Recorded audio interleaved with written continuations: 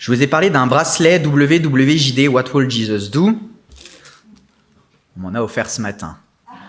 Ça existe encore, visiblement. Voilà. Si vous cherchez bien sur Amazon, vous trouverez.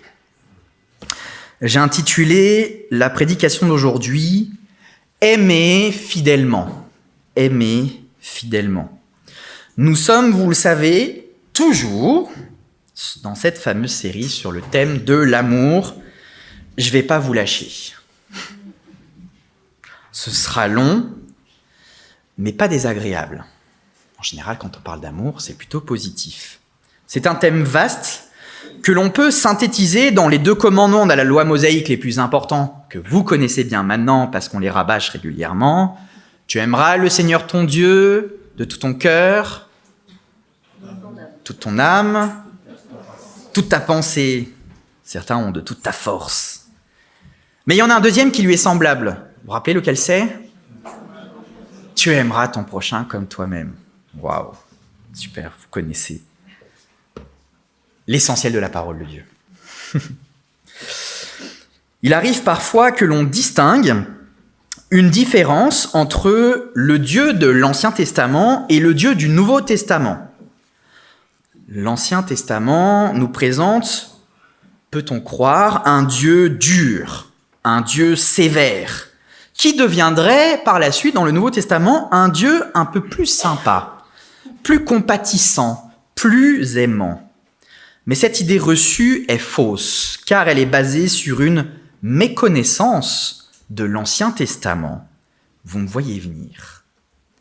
Car Dieu est immuable, ça veut dire qu'il ne change pas, l'Écriture nous le dit, et c'est une doctrine majeure du christianisme. Dieu ne change pas, le Dieu que vous priez aujourd'hui est le même que le Dieu qui était prié il y a 3-4 000 ans en arrière. Il n'a pas changé.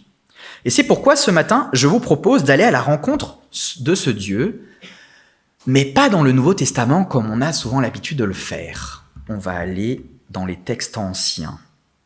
Alors, j'ai longtemps hésité à prêcher sur le texte qui va nous intéresser aujourd'hui parce qu'il est relativement long et que de choisir seulement une partie nécessitait d'enlever des éléments, je crois, majeurs. Et donc j'ai fait le choix. Ce matin, je vais prêcher sur 2 chapitres entiers. Vous allez avoir de la lecture, et moi aussi surtout. Afin de pouvoir traiter le texte dans son ensemble, vous vous en doutez, compte tenu de la longueur, j'ai dû faire des choix. J'ai fait le choix de ne pas rentrer dans tous les détails, mais d'aller, je le crois, au cœur du message. Ce texte, c'est un texte du prophète Osée. Alors Osée, il est parmi les petits prophètes, on va avoir du mal à le trouver dans nos Bibles. En fait, c'est le prophète qui suit Daniel. Si vous savez trouver Daniel, qui est après Ézéchiel, un gros livre. Si vous trouvez Ézéchiel, vous trouvez la suite Daniel, et puis après, le livre d'Osée, qui n'est pas le plus petit des petits prophètes. Alors petit, vous le comprenez, hein, c'est pas la taille du prophète, c'est la taille de son livre. Non, je préfère le dire parce que parfois on croit qu'il y avait des grands prophètes et des petits prophètes. En termes, il y en a un qui a plus prophétisé que l'autre. C'est pas ce que nous dit l'Écriture.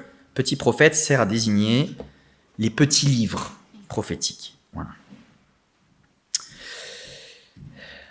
Osée est connu par de nombreux commentateurs comme le prophète de l'amour. Et donc, vous en doutez bien que sur une série sur l'amour, à un moment donné, j'étais obligé de passer par lui, de traiter le prophète Osée. Alors, ce matin, nous aurons beaucoup de lectures car nous allons nous pencher sur les 2 premiers chapitres du livre en entier. Récit que nous allons lire en marquant des pauses pour méditer ce que Dieu nous dit par les actes de son porte-parole. Un prophète est un porte-parole de Dieu. Ce n'est pas uniquement celui qui annonce l'avenir. Je préfère le rappeler parce qu'on croit souvent que le prophète est celui qui ne fait que des oracles. Ce n'est pas vrai. Le prophète est celui qui parle au nom de Dieu. Dieu lui transmet les paroles qu'il doit transmettre à d'autres, et bien souvent à son peuple ou à un roi. Petit élément de contexte très important pour comprendre ce qu'on va lire ce matin.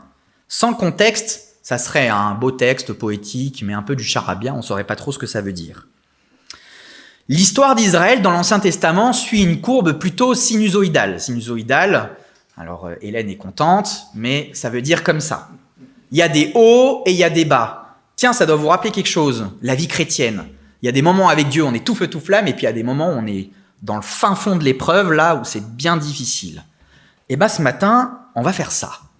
Les montagnes russes, des textes super encourageants et des textes bien difficiles. Les montagnes russes. Israël est connu dans l'Écriture comme un peuple dit au cou raide. C'est pas moi qui le dis, c'est l'Écriture. Cou raide, ça veut dire qu'il ne se prosterne pas facilement. Il est dur à obéir. Il n'écoute pas. Au moment du temps d'Osée, le royaume a été coupé en deux. Israël est coupé en deux, vous connaissez l'histoire.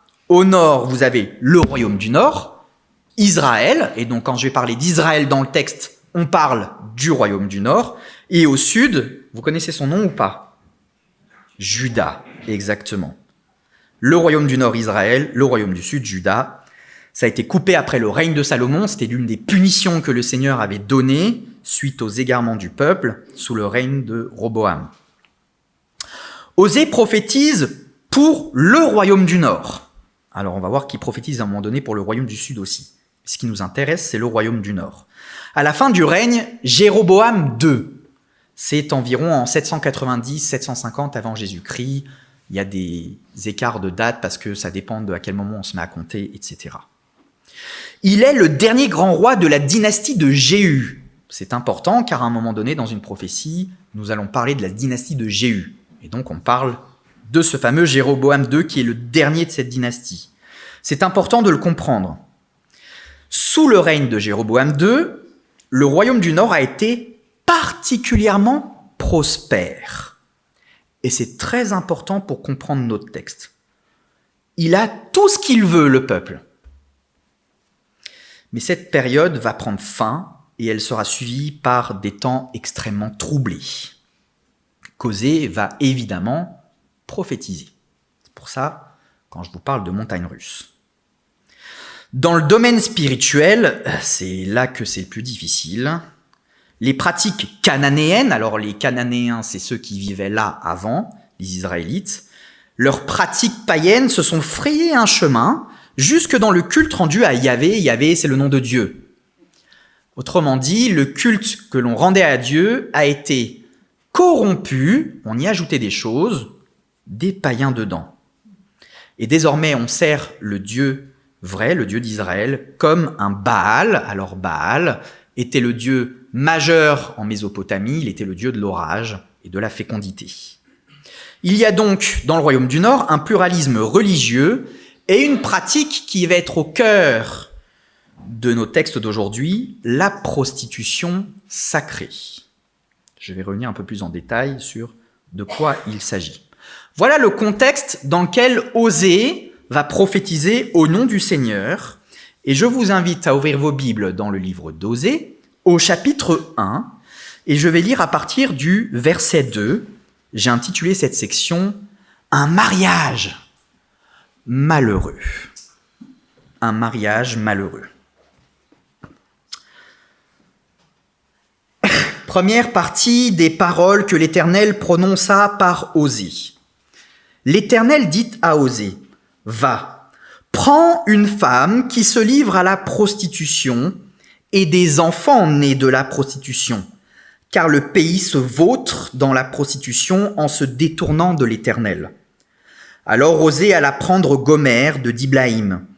Elle devint enceinte et lui donna un fils. L'Éternel lui dit, « Appelle-le Jizréel, car d'ici peu de temps, je ferai rendre des comptes à la dynastie de Jéhu, des meurtres commis à Jizréel, et je mettrai fin à la royauté d'Israël. En ce jour-là, je briserai l'arc d'Israël dans la vallée de Jizréel. » Gomère fut de nouveau enceinte et mit au monde une fille. L'Éternel dit à Osée, « Appelle-la Lo-Ruama », ce qui signifie « la non-aimée ». C'est pas vraiment les prénoms qu'on va chercher pour ses enfants, hein. Car à l'avenir, je ne manifesterai plus d'amour à la communauté d'Israël. Je ne lui accorderai plus mon pardon. Cependant, je manifesterai de l'amour à la communauté de Juda. Tiens, le voisin du sud. Et moi, l'Éternel, son Dieu, je la sauverai. Je la sauverai moi-même, et non pas par l'arc, par l'épée ou la guerre, par les chevaux et les équipages de chars. Après avoir sevré Lo-Ruama, Gomère fut encore enceinte, et elle donna naissance à un fils. L'Éternel dit à Osée, appelle-le Lo-Ami, ce qui signifie « pas mon peuple ». Car vous n'êtes pas mon peuple, et moi, je ne suis rien pour vous. Il y a des mariages qui se passent mieux que ça. Je l'espère, en tout cas. La première question que l'on se pose, et probablement vous la posez aussi, c'est est-ce que le prophète s'est vraiment marié ? A-t-il réellement eu ses enfants ? C'est souvent la question qu'on se pose quand on aborde cette partie du livre d'Osée. La question n'est pas simple et elle divise les commentateurs. Et je n'ai pas la prétention ce matin de répondre à cette question, mais des éléments me poussent à croire que ce mariage n'a pas eu lieu dans la réalité. Je me range ainsi personnellement à la suite d'un très célèbre théologien français, Henri Blocher, qui considère avec des arguments solides qu'il s'agit plutôt d'un mime. Vous savez ce que c'est un mime ? C'est quand on fait des actes sans parler pour faire soit un spectacle ou annoncer quelque chose, etc. Osée aurait pris des acteurs afin de prophétiser par des actes visibles. On retrouve ce procédé chez d'autres prophètes, notamment Ézéchiel, et cet acte, s'il était réel, pose des difficultés par rapport notamment à la haute valeur que le Seigneur attache notamment au mariage et à la manière dont il traite ses porte-paroles. Car oui, si c'est le cas, alors il traite ses porte-paroles comme des objets. Et Dieu ne traite pas ses serviteurs comme des objets. Imaginons ensuite la durée de l'oracle. Il faut attendre qu'il y ait plusieurs enfants qui naissent, ça prend du temps, ça prend des années. Et je crois que c'est un vrai problème. Car est-ce qu'en cours de route, les Israélites ne font pas oublier l'oracle ? Attends, il s'est passé quoi il y a quelques années, quand l'autre il est né, on ne se rappelle plus. Et... Donc la durée pose également un vrai problème. Et enfin, le chapitre 3 qu'on ne va pas aborder ici, mais que je vous invite très sérieusement à lire, car il est dans la continuité de ce qu'on lit, où Dieu demande à son prophète d'aimer une autre femme, pose donc un sérieux problème moral. Et voilà pourquoi je trouve la thèse du mime beaucoup plus probable. Sinon, on est face à des difficultés sérieuses, notamment l'adultère. Revenons à notre texte. Maintenant qu'on a clarifié cette question et que je vous ai libéré la tête de ça. Le fait que le prophète prenne une prostituée fait ressortir la dégradation morale du peuple. Ah oui, c'est pas anodin. Même ici, dans notre monde d'aujourd'hui, se marier à une ancienne prostituée, ça fait un peu bizarre, ça ferait un peu jaser. Mais ça fait ressortir la dégradation morale du peuple. Elle et ses enfants représentent le peuple pervers qui s'est détourné de Dieu. De cette union naîtra 3 enfants qui auront des noms, reconnaissons-le, peu enviables. Jisraël, ou dans d'autres versions, vous avez Israël. Il s'agit là du nom de la vallée où s'est déroulé le massacre par Jéhu de la famille d'Akab et de Jézabel. Par ce prénom, le Seigneur annonce sa volonté de rétribuer ce crime. Mais comment comprendre ? Car si vous connaissez un petit peu l'Écriture, vous vous souvenez que dans le livre des Rois, c'est Dieu qui a ordonné cela. Alors pourquoi va-t-il rétribuer quelque chose que lui-même a ordonné ? C'est vrai, Dieu a ordonné cela. Mais Jéhu est allé beaucoup plus loin que ce que lui avait demandé le Seigneur. Il a aussi tué Ahazia et ses frères. Et ça, Dieu ne lui avait pas demandé. Il y a un autre problème avec Jéhu. C'est qu'il ne s'est pas détourné des péchés de Jéroboam Ier. Il sera donc jugé comme lui-même a jugé. Une fille va naître ensuite, qui se prénomme Lo-Ruama. Alors Ruama, ça signifie l'affection ou la tendresse, et Lo, c'est la négation. Donc pas de tendresse, pas d'affection. Sympa comme prénom. Ça signifie que Dieu va retirer l'affection qu'il porte à son peuple, mais pas en intégralité si vous êtes attentif. Le royaume du Sud, lui, il sera sauvé. Et cette prophétie, elle s'est réalisée sous le règne d'Ézéchias, qui échappera miraculeusement à Sennachérib en 700 avant Jésus-Christ. Vous vous rappelez peut-être de cet épisode où dans une nuit, Dieu envoie un ange qui va décimer l'armée de Sennachérib, qui va tuer 185 000 hommes à lui tout seul. Ça montre la puissance d'un ange quand même. Notez bien un détail important.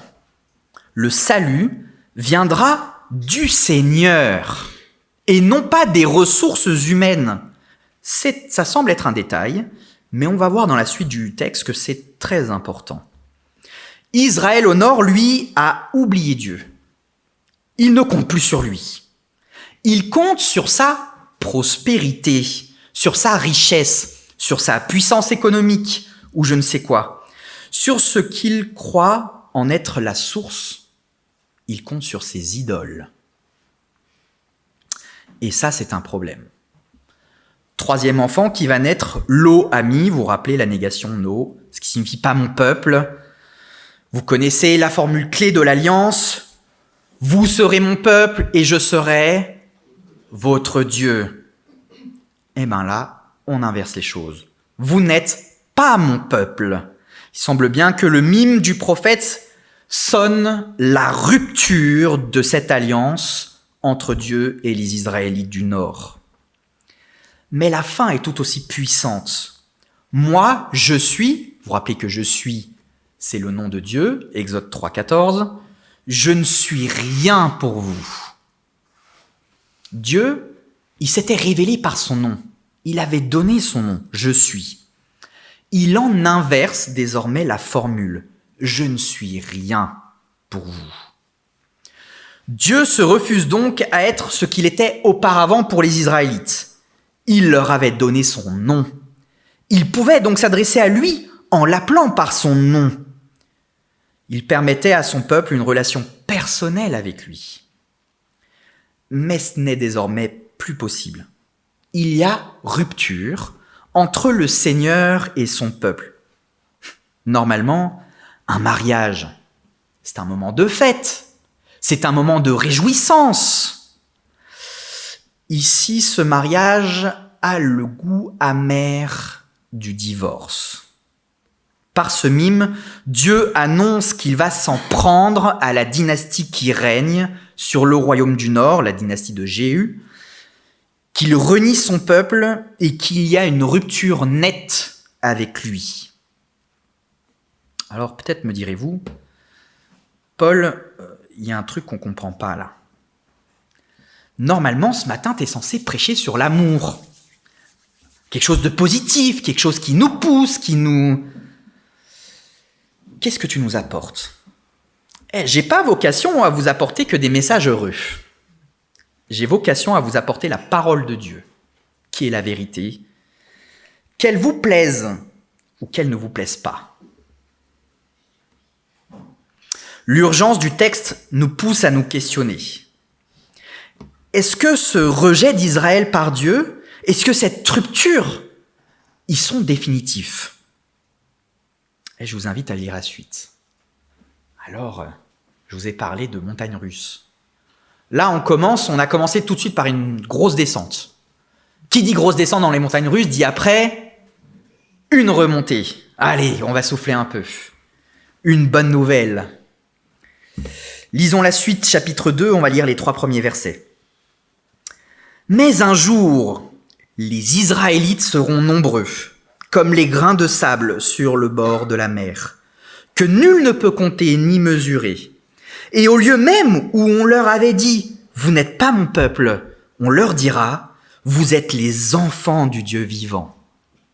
Alors les Judéens et les Israélites du royaume du Nord seront unis, et ils établiront sur eux un chef unique. Ils sortiront du pays de l'exil, car il sera très grand le jour de Jisraël. Tiens, Jisraël, on vient d'en parler. Vous direz à vos frères qu'ils seront appelés mon peuple, et à vos sœurs les bien-aimés. Waouh! Rien à voir avec ce qu'on vient de lire. Presque comme si on balayait tout. La mauvaise passe est passée. Paf, quelque chose de très positif. Quel retournement de situation! À son tour, le jugement sera renversé et l'alliance sera à nouveau en vigueur. Car oui, Dieu ne revient pas sur ses dons et sur ses promesses. Romains 11, verset 29. Osée rappelle les promesses que l'Éternel avait faites à Abraham et il utilise un langage particulier. Le langage qu'il utilise, c'est le langage de l'alliance. Étonnamment, Jisraël devient maintenant symbole de victoire pour Israël et le royaume du Nord et celui de Juda redeviennent le peuple chéri de Dieu. Qu'est-ce que ça nous dit de lui ? Qu'est-ce que ça nous dit de l'Éternel ? Qu'il n'annonce pas un jugement sans aussitôt faire savoir que son amour et sa grâce auront le dernier mot. Et ça, c'est quelque chose d'important à savoir de Dieu. Il n'annonce pas le malheur sans en même temps promettre le rétablissement. Il faut percevoir ici en filigrane l'amour de Dieu. Cet amour qui limite le jugement, qui le canalise. Amour qui se manifeste dans sa grâce à l'égard d'un peuple qui a fait échouer l'alliance et qui s'est montré infidèle. Ça vous rappelle rien, tiens. Nous, les païens que Dieu sauve par grâce, c'est très facile de dire « Oh, Israël, vraiment, ils ont abusé, quoi. » Vous croyez que nous, on aurait mieux fait ? Moi, j'en suis pas du tout convaincu. J'en suis pas du tout convaincu. Facile de refaire le film quand on n'y était pas. Sauvé par grâce, Romains 9, verset 26. Juda, le royaume du Sud, est un type, ici dans la prophétie, du peuple juif. Et les Israélites du Nord, un type des non-Israélites qui seront incorporés à un nouveau peuple de Dieu. Vous l'aurez compris, cette prophétie s'est accomplie dans le rassemblement des Juifs et des non-Juifs en un seul troupeau, avec à sa tête un seul berger. C'est qui le seul berger à la tête du troupeau ? Jésus-Christ. Ça fait du bien d'être remonté un peu et d'avoir repris du souffle. Allez, on redescend. Et puis là, on y va comme il faut, quoi. Troisième lecture, la répudiation. Osée chapitre 2, verset 4. Je vais aller jusqu'au verset 15. Allez, on retourne dans le dur. Intentez un procès à votre maître. Faites-lui un procès, car elle n'est pas mon épouse et je ne suis pas son mari. Qu'elle ôte de sa face les marques des prostitutions qu'elle a commises d'entre ses seins, les lignes de ses adultères. Sinon, je la dévêtirai et je la mettrai toute nue, comme elle était au jour de sa naissance. Je la transformerai en un désert, je ferai d'elle un pays desséché, je la ferai mourir de soif. Et quant à ses enfants, je n'aurai plus d'amour pour eux, car ce sont des enfants prostitués. Oui, leur mère s'est adonnée à la prostitution. La femme qui les a conçus s'est couverte de honte, puisqu'elle a affirmé « Moi j'irai auprès de mes amants, qui me fournissent mon pain, mon eau, mon lin, ma laine, mon huile et mes boissons. » Notez bien le pronom possessif. Voilà pourquoi je vais barrer son chemin avec des épines. Je l'obstrue par un mur et elle ne trouvera plus sa route. Elle poursuivra ses amants sans pouvoir les atteindre. Elle les cherchera sans pouvoir les trouver. Puis elle se dira « Je vais m'en retourner chez mon premier mari, car j'étais alors plus heureuse que maintenant. » Or, elle n'avait pas compris que c'était moi qui lui donnais le blé, le vin nouveau et l'huile, et de l'argent en abondance, ainsi que l'or, dont ils ont fait une offrande à Baal. C'est pourquoi je viendrai reprendre mon blé au temps de la moisson, mon vin au temps de la vendange. Je leur retirerai ma laine avec mon lin dont elle s'habillera. Notez encore le pronom possessif. À qui ces choses appartiennent en réalité ?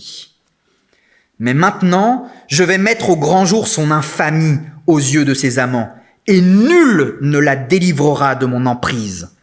Et je ferai cesser toutes ses réjouissances, ses fêtes, ses nouvelles lunes et ses sabbats, oui, tous ces jours de fêtes cultuelles. Et je dévasterai sa vigne et son figuier, dont elle a dit « Voyez, c'est le salaire donné par mes amants. » Je les réduirai en broussailles et les bêtes sauvages en feront leur pâture.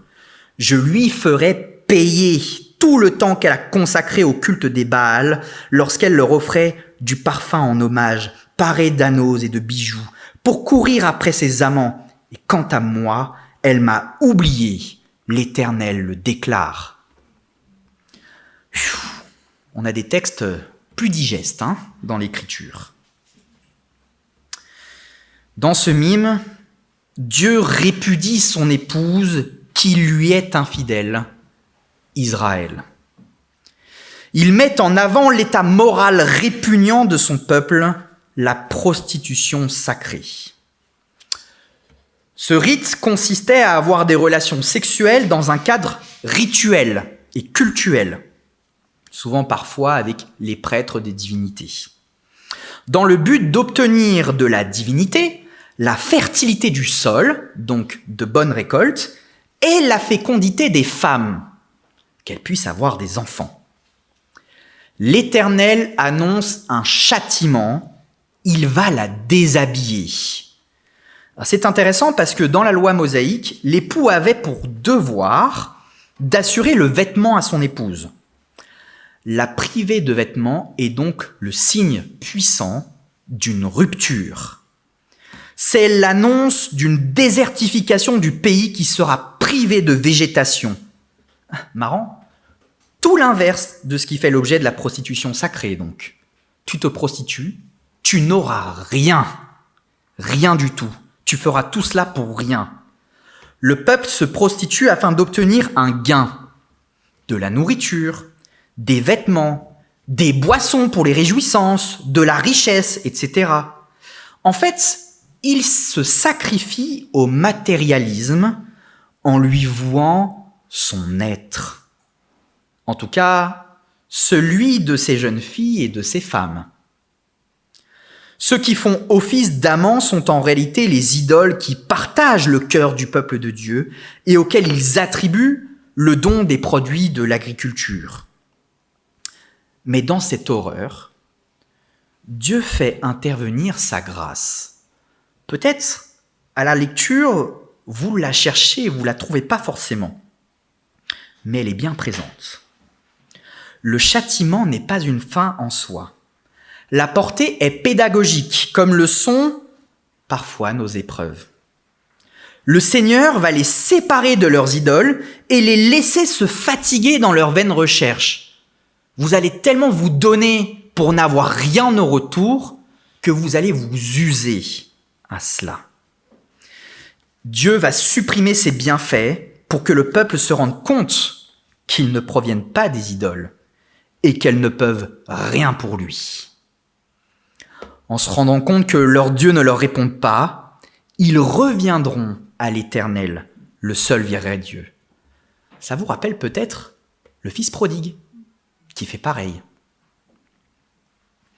Un commentateur soulignait un paradoxe intéressant, et je l'ai noté parce que j'ai trouvé ça un peu ironique.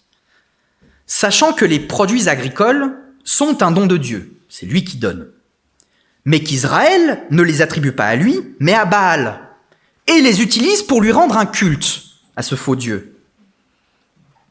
Alors en fait, l'homme utilise même les biens que Dieu lui accorde pour se révolter contre lui. Autrement dit, même dans sa révolte, l'homme ne peut pas se passer de Dieu. Paradoxal, n'est-ce pas? Pourtant, la loi était claire. Tout appartient à Dieu, y compris ta prospérité. Dans la loi, tu n'as que ce que Dieu t'accorde. Mais c'est Dieu qui en est toujours le propriétaire. Il peut tout reprendre à chaque instant. Ça, c'est ce qu'explique la loi. Les Israélites devaient en tenir compte dans leur quotidien. Ils en tiraient des implications éthiques et d'exigences sociales. Mais en attribuant sa prospérité non pas à l'Éternel mais à Baal, les Israélites se dégageaient de toutes ces exigences. Ah, la liberté! Ils ne se tournaient plus vraiment vers le Dieu qui les avait délivrés du pays d'Égypte. Il y a là un grand risque pour nous aujourd'hui. celui d'apporter plus d'importance aux donations qu'aux donateurs, de rendre un culte parce que Dieu donne et non pas parce qu'il est Dieu. Vous voyez la nuance ? Mais fort heureusement pour nous, cette époque est révolue. Ça marchait du temps de oser. Mais maintenant, on ne pratique plus ce genre de choses. En fait, ça dépend dans quel pays vous vous trouvez. Si les dignités que l'homme se trouve ont évolué, elles existent quand même. La science, la technique, la politique, l'astrologie, les religions orientales ou encore l'occultisme. La prospérité, les acquis prodigieux sont attribués à ces dieux modernes, auxquels d'ailleurs nombreux sacrifient leur vie. Sacrifient sa vie au travail pour gagner plus, n'est-ce pas ? Le même matérialisme qu'autant d'oser anime le monde qui nous entoure. Par ailleurs, le sexe n'est-il pas considéré comme le moyen d'obtenir la satisfaction suprême ? Il a pris une place énorme, comme si nous ne pouvions vivre sans. Et reconnaissons-le, il contribue à bien faire marcher les affaires. Suffit de regarder les publicités ou encore les séries dont nous sommes abreuvés. À l'heure du féminisme, force est de constater que la femme est encore traitée comme un objet à des fins économiques.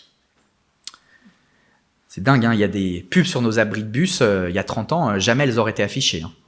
Aujourd'hui, ça passe. Plus personnellement, n'y a-t-il pas aussi des choses que nous recherchons qui passent pour nous avant le Seigneur et qui nous empêchent de le servir lui seul ? Alors je nous pose une question difficile. Faudra-t-il que le Seigneur nous les retire ? La France est un des pays les plus difficiles à évangéliser. Et vous savez pourquoi ? Parce que nous avons tout ce dont nous avons besoin. Donc, nous n'avons pas besoin de Dieu. Pourquoi je vais m'embêter avec un Dieu alors que j'ai déjà tout ce que je veux ? Mais là encore, c'est basé sur une mauvaise compréhension de qui est Dieu. La connaissance et la considération que nous avons du Créateur ont un impact majeur sur nos réflexions et sur notre manière de vivre notre relation avec lui. Plus on connaît Dieu, et plus notre relation, elle évolue. Je suis sûr que quand je regarde les chrétiens ici dans l'Assemblée qui ont des années de conversion, et que je pense que je leur dis, quand tu regardes le tout début de ta relation avec Dieu, comment elle a évolué aujourd'hui ? Je suis sûr qu'il y a eu des évolutions. Peut-être plus de soumission, plus d'écoute, plus de respect qui se sont installés. Après le mime du mariage raté et de la répudiation, le Seigneur ne reste pas sur une mauvaise note. Allez, on est descendu bien bas. On remonte. Osée 2, je vais lire le verset 16 et suite. C'est pourquoi, souvenez-vous de ce qu'on vient de lire, je vais la reconquérir, la mener au désert et parler à son cœur. C'est là que je lui donnerai ses vignobles d'antan, et la vallée d'Accord deviendra une porte d'espérance. Là, elle répondra, tout comme au temps de sa jeunesse, au temps de sa sortie d'Égypte. Et il arrivera en ce temps-là, l'Éternel le déclare, que tu me diras, mon époux, et tu ne m'appelleras plus mon maître. J'ôterai de sa bouche les noms des Baals, et le souvenir même de ces noms se perdra. Je conclurai en ce temps-là une alliance pour eux avec les animaux sauvages et les oiseaux du ciel, et les animaux qui se meuvent au ras du sol. Je briserai l'arc et l'épée, et je mettrai fin à la guerre. Ils disparaîtront du pays, et je les ferai reposer dans la sécurité. Puis pour toujours, je te fiancerai à moi. Pour toujours, vous avez noté. Je te fiancerai à moi en donnant comme dot et la justice et la droiture, l'amour et la tendresse que je mettrai en toi. Je te fiancerai à moi en mettant en toi la fidélité, et tu connaîtras l'Éternel. En ce temps-là, je répondrai, l'Éternel le déclare, je répondrai à l'attente du ciel, et le ciel répondra à ce qu'attend la terre, la pluie pour les récoltes. La terre répondra au blé, au vin nouveau, ainsi qu'à l'huile fraîche, et ceux-ci répondront à l'attente de Jisraël. Je les répandrai comme de la semence pour moi dans le pays. Je prodiguerai mon amour à celle qu'on nommait Lo-Ruhama, et je dirai à Lo-Ami, tu es mon peuple, et il dira, tu es mon Dieu. Amen. Ouh, ça m'émeut. C'est beau, hein, la parole de Dieu. Le Seigneur va donc procéder à un retour en arrière. Vous avez tiré la carte chance, allez directement à la case départ et touchez le double de 20 000 francs. Le peuple va être ramené dans une situation initiale, une situation semblable à celle des 40 ans au désert. C'est une image qui évoque l'exil que va subir le peuple d'Israël, qui va arriver à la chute de Samarie, donc le royaume du Nord, par les Assyriens en 722. Comme un reset, un formatage. C'est l'occasion de repartir à zéro, l'occasion d'une nouvelle naissance.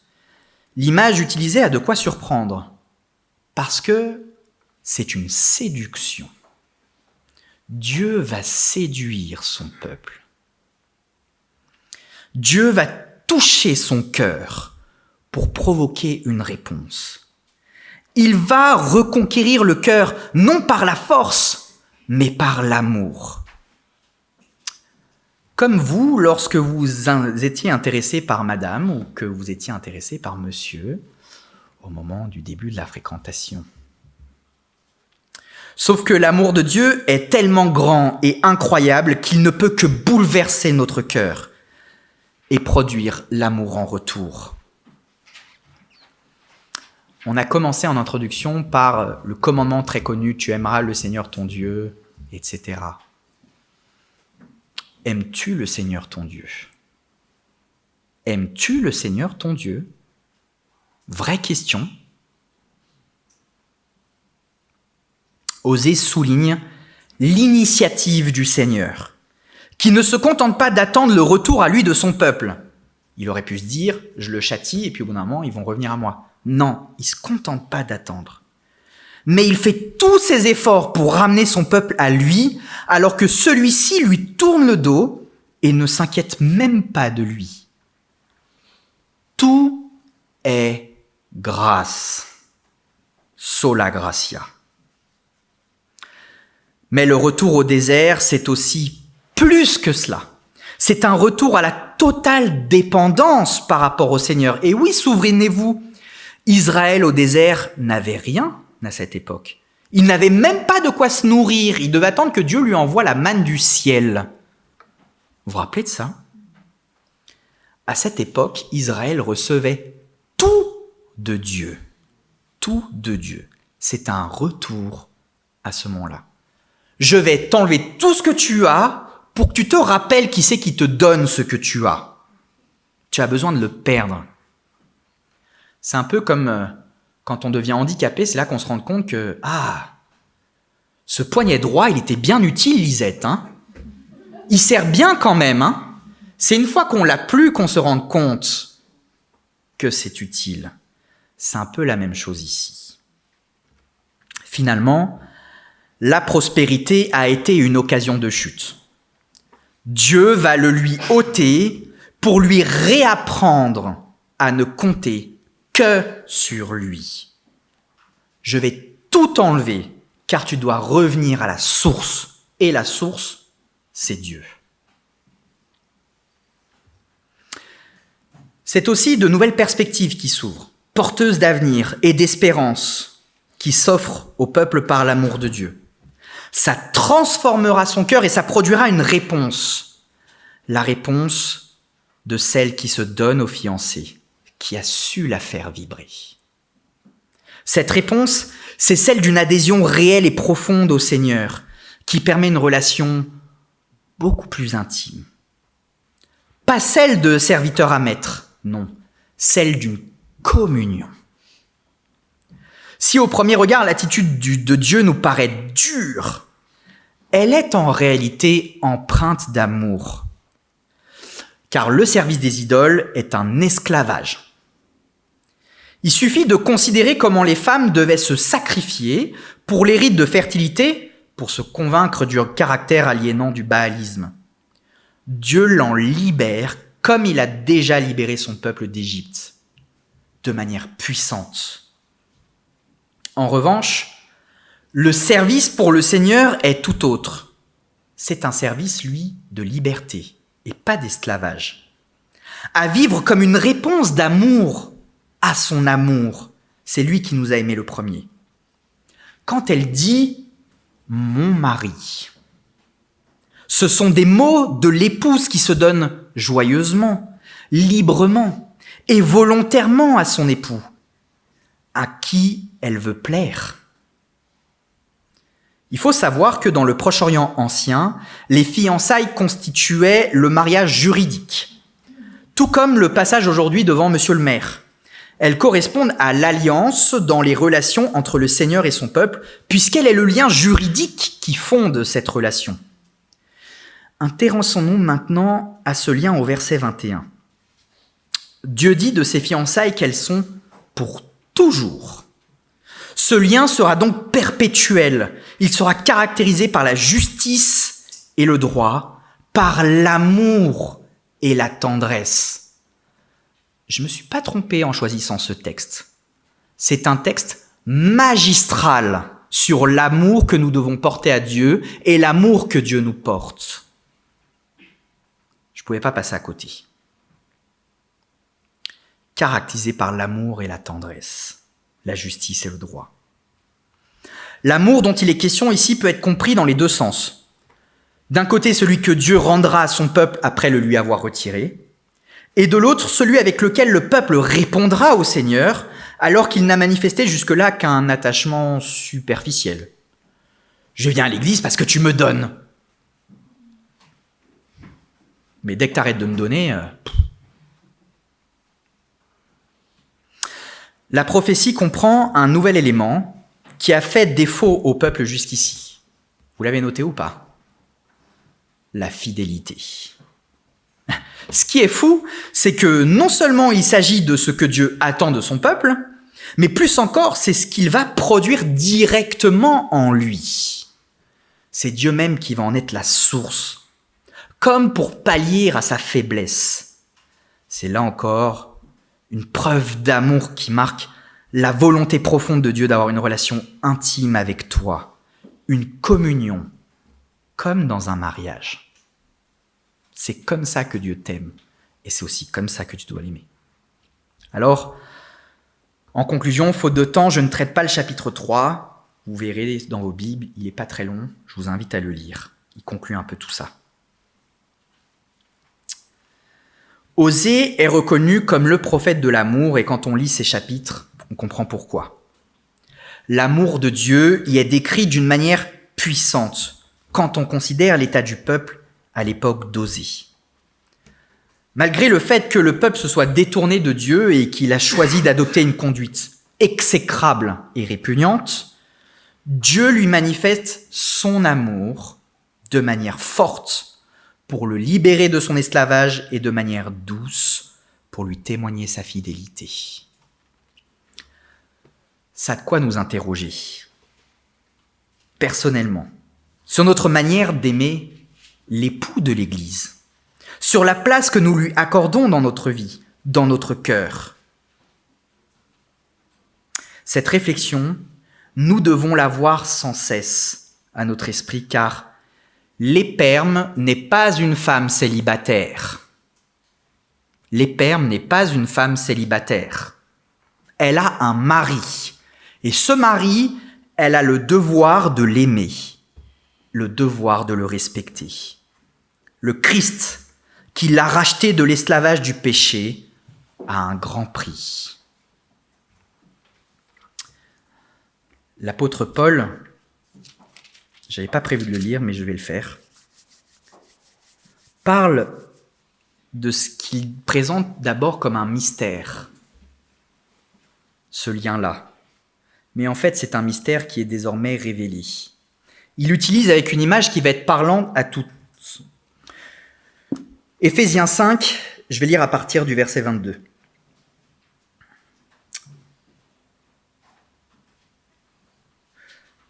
Pardon, c'est pas le verset 22.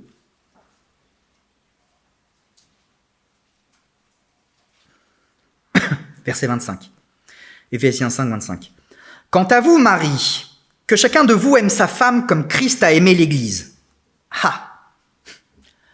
Voilà, on vient de lire à quoi ça correspond.